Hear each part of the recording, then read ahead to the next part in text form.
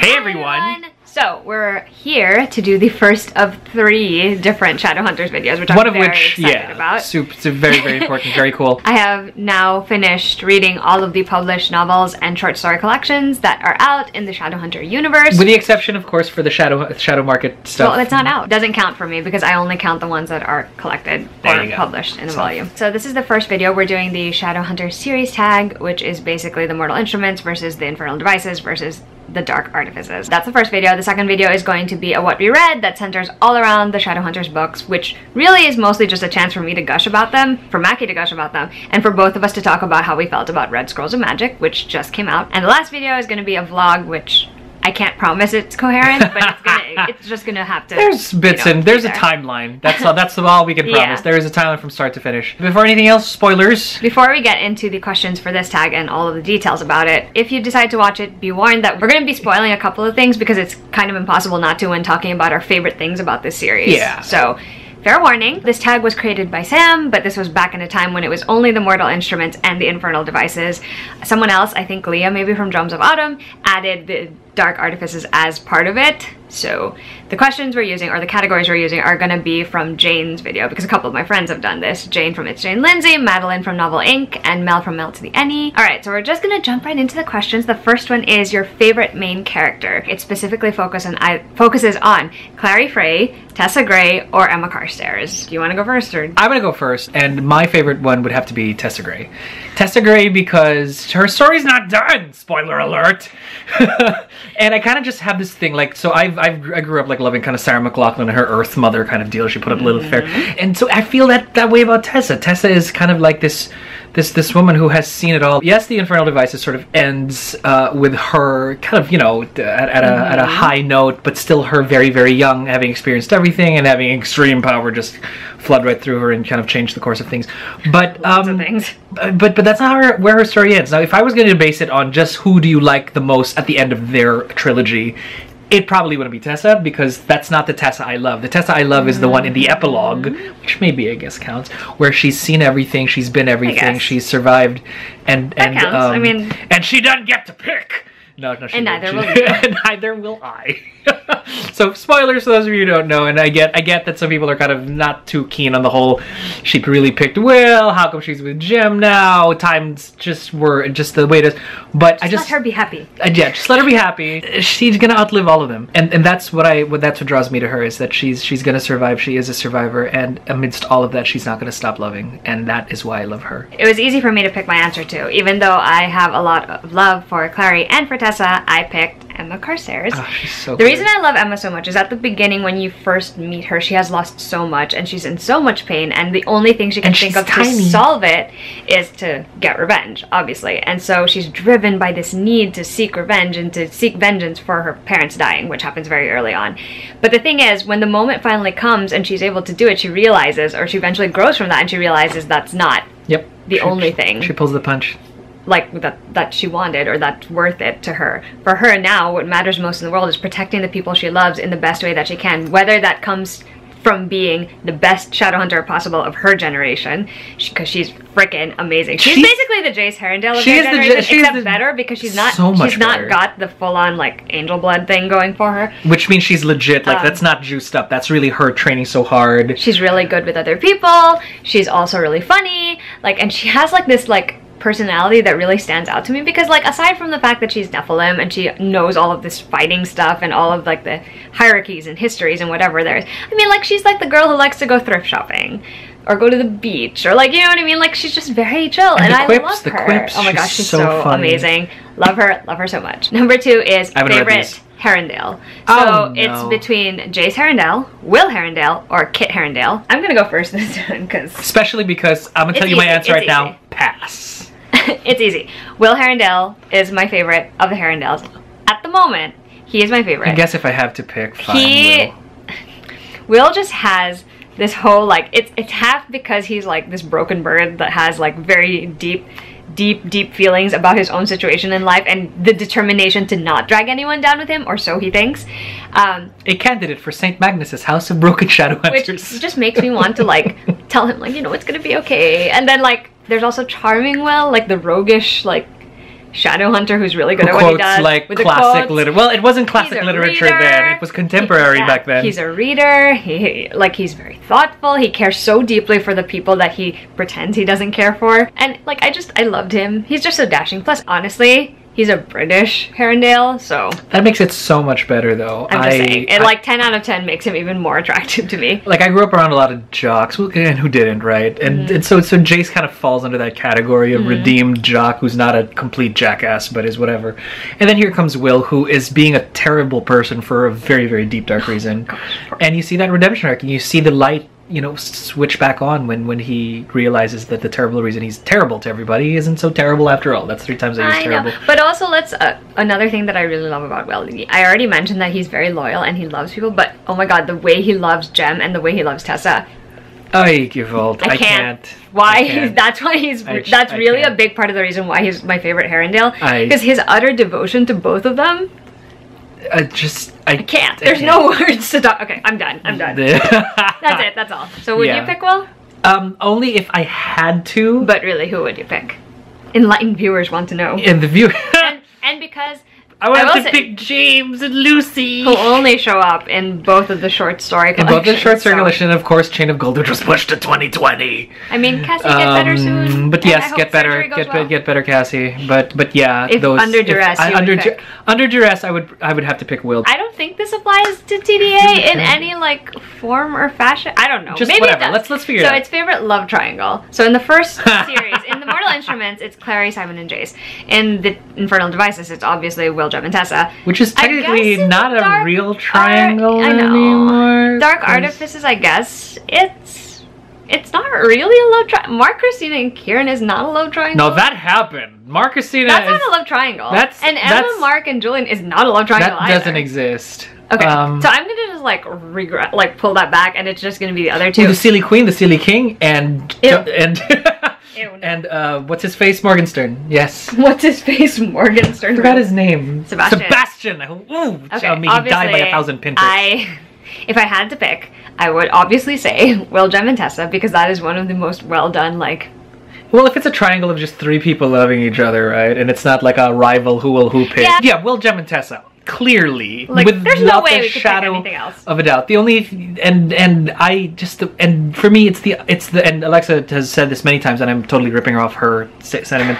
It's the way they love each other so unconditionally, outside of the romance, that for me just like that's it. I don't know. It cements the deal for me. That's why they're my golden trio, because I don't know anybody else that loves. I just really 2 other people as much as these 2. I genuinely think that they are a really good example of like unconditionally loving someone else. Though to be fair, Mark, Christine, and Kieran are like a close second to that. They're a close second. Even though it takes them a while. Yeah, and that's actually the one minute difference for me. Like, it takes them a while, and I guess it's because they're a little younger, and they're in different circumstances, obviously. And it's newfound territory for absolutely all of them, because nobody knew or thought that they would ever enter into this whole, oh my god, there's 3 of us now. Yeah. To which, you know, and again, I respect that. I do. I enjoyed it. I did too. Actually, it was like, woohoo!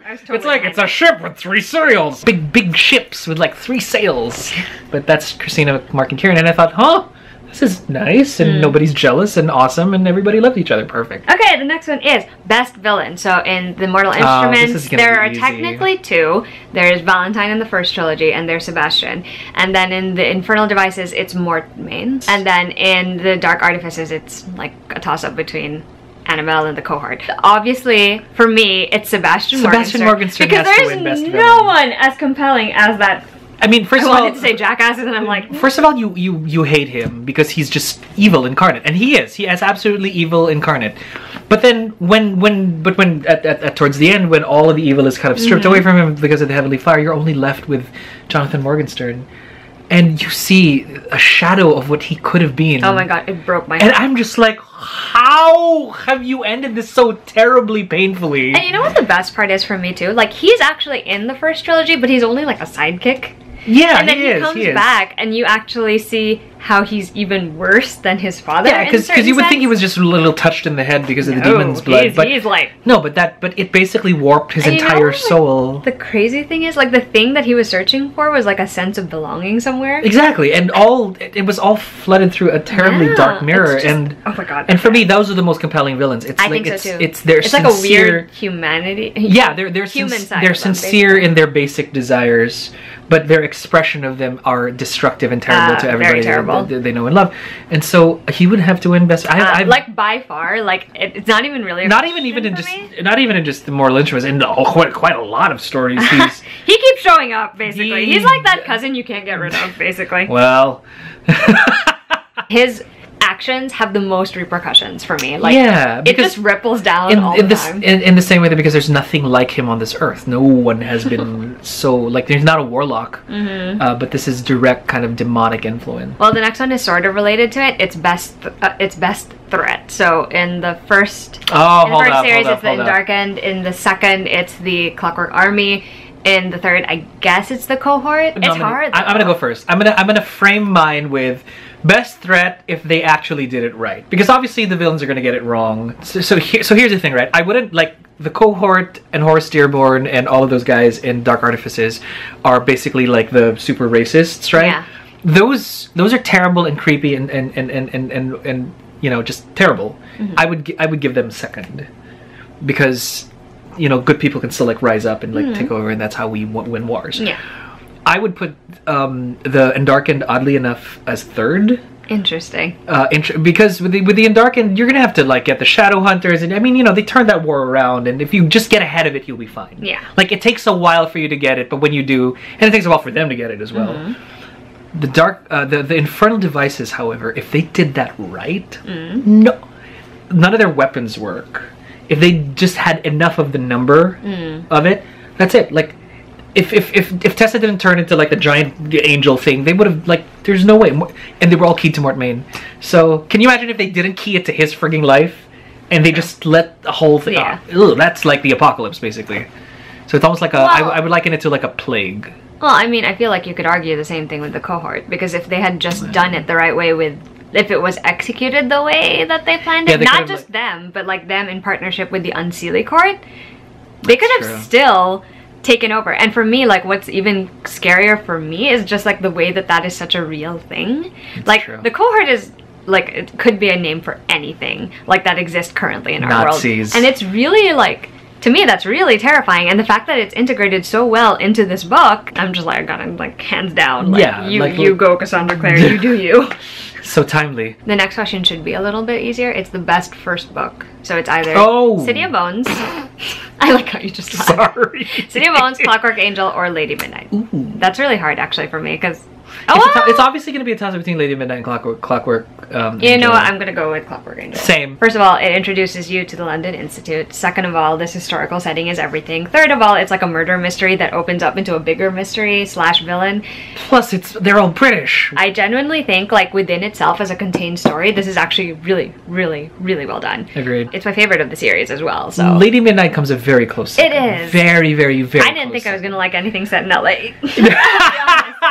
No, because we're not LA people. Like, but that book convinced me. I would love to. And some of our friends are LA folk. It's just, you know, I'm kind of a city rat, so I'm just like, look. No, but that book convinced me. I would love to like visit the LA Institute on my travel year. You know what I mean? Like, visit the LA Institute. Like, do what Christina did basically, and just live there for a few months. Number 7 technically says best female supporting character, but I feel like it wouldn't be fair to just especially since there's so many like genders. I'm gonna cheat and do 2. I'm gonna do 1 male and 1 female.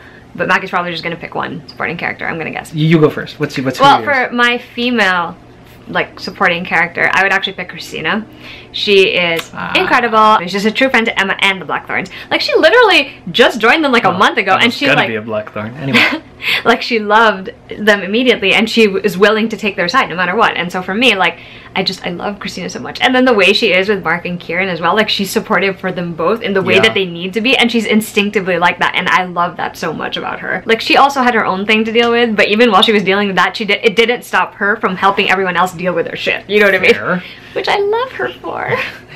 Okay, best male supporting character? We probably have the same one, so we can... Magnus Bane! my favorite. That is correct. He is my all-time favorite Shadowhunters character. That's true. No, yes, he same. is. He is. Absolutely, He's absolutely absolutely the same, actually. And I read Magnus and I'm just like... And he's in everything, which makes my life so good. That's exactly it. He's in absolutely everything. I'm like, he always has his like fingers dipped somewhere. And then you've been around long enough, right? But you've been around these Shadowhunters long enough. Like, for as much as he says like he doesn't want to get involved in Shadow, let me just tell you, every single generation so far, he has been involved in some way. And the thing about Magnus that I love absolutely the most is his he has a heart for people. He does. He's innately kind. And he knows his boundaries from years of just survival, right? And so when he's just trying to help someone, that's Magnus at his finest. That's why Alec loves him to death. He's the one guy that you can rely on who will do the right thing, you know, if he's not drunk or young. Misguided a little. But older Magnus, the Magnus that we've come to know, the Magnus in the 2000s, that guy, the one who fell in love with Alec, the one after the version who couldn't tell any light woods apart. That's the guy that we know and love. I mean, also he has the best sense of humor. Best sense. Well, maybe not clothing. I would dress up as Magnus anyway. But anyway, we love Magnus Bane. This is like a Bane household. This is the House of Bane. Lightwood Bane now. Anyway. Yes. Sorry, shout out to Alec Lightwood, who from the very beginning has always been a character that I identified with. I just love him so much. Anyway, moving on. The next question is best setting. So New York Institute, London Institute, or LA Institute. London Institute. Of course. I love the London Institute back when Charlotte and Henry were running it. God, loved it. Would live there. 10 out of 10 want them to adopt me. But also, I love the London Institute when they go to visit it, and guess who gets to temporarily head it? Fucking Alec Lightwood! Also, I just really like London, so that's like a given. New York Institute, because New York. Aw, did you really pick New York? Yeah, I mean, it's such a crappy history, basically, especially in 1989. But it's and you're like, it's kind of a crappy that I know the years that have been revealed to us. I know, it's so funny to me. But it's just... it's home, basically. Even if I, you know, love the London Institute and for everything that it stood for in its history, home is New York City. It's just how it is. The best last book. Heavenly Fire. It's not even hard. It's Heavenly Fire. It's Heavenly Fire. City of Heavenly Fire is one of the best books that pay off. It pays off so well. It is the only finale I have given a full 5 stars to. It's one of the best that pays off the most, yeah. Because I love the way the plot plays out in it. I think all the characters get like their moment. No, yeah, absolutely. Everyone gets a moment. It balances being... The resolution is... Yeah, it just balances having all of this action leading up to a finale that is very spectacular. And individual character arcs. That's what I was going to say, exactly. Grow. Yeah. I was very emotional. Even after years of saying, I'm not too into the Shadowhunters thing, the best I still reread Heavenly Fire like 3 or 4 times before everything else. It's so good. Because it's just that good. It's such a great way to end the series. It's like, here, have some Heavenly Fire and a lot of heartbreak. Apparently. That's how Heavenly Fire ends. Oh, next question sort of ties into it. The best final epilogue. Obviously, Princess. The best epilogue. Clockwork. This was me sobbing hysterically at 3 in the morning because I have a thing. But I was very emotional about it. It is the best epilogue of this entire series, just for like how it does what it does. It just does the thing that you want it to do so bad. It has destroyed me. And I have a thing for immortals, right? Like the folks who sort of outlive things and outlive eras and sort of like survive. And so to see Tessa go through all of this, to know how she coped for decades, even like a century and change, and how even in Red Scrolls, you know, Magnus asked her, hey, you loved a Shadowhunter. She's like, I still love him. What do you mean I stopped? So for me to read about Tessa enduring, and then, you know, after years of becoming something that the world has not seen, another chance at love, you know, a story to be revisited when we thought there was just an ending, is beautiful to me. And the last question, it's the best middle book. Screw Lord of Shadows! Am I the only one traumatized by Lord of Shadows, like, waiting for a whole year after the terrible events? You know, so I'm gonna go with Clockwork Prince. I'm gonna go with Clockwork Prince because it ends with I'm Cecily Herondale. Bam! You get more time with Jem and Tessa together. Oh, you also see this is the Jem and Tessa show. Yeah, and you also see the after effects of Will finding out that he's no longer supposed to be terrible to everybody and coping with that. And then they sort of open up this whole Mortman mystery into something bigger in this one. Much bigger. So I appreciated that a lot. And then Tessa is sort of finding her place in the London Institute. The Lightwood brothers have like gotten like involved. Baby Fairchild. Baby Fairchild. Oh yes, and Baby Fairchild. Oh, the best. And Cecily, of course. Buford. Oh god. unsurprisingly. Actually, even for me! Ah! Okay, we actually have the same favorite series just based on tallying all those points. It's the Infernal Devices. Well, that was fun because I got to air some of my Shadowhunters feelings out with the rest of you. That was tip of the iceberg. Since Kristen hasn't done this tag, let's just tag her to do it because she should. If you guys like this video, give it a thumbs up. If you want to see more content, we upload weekly on Fridays. Occasionally have a special video like this one. All of our other information is down below if you want to follow us anywhere, and we will see you guys in our next video. Bye!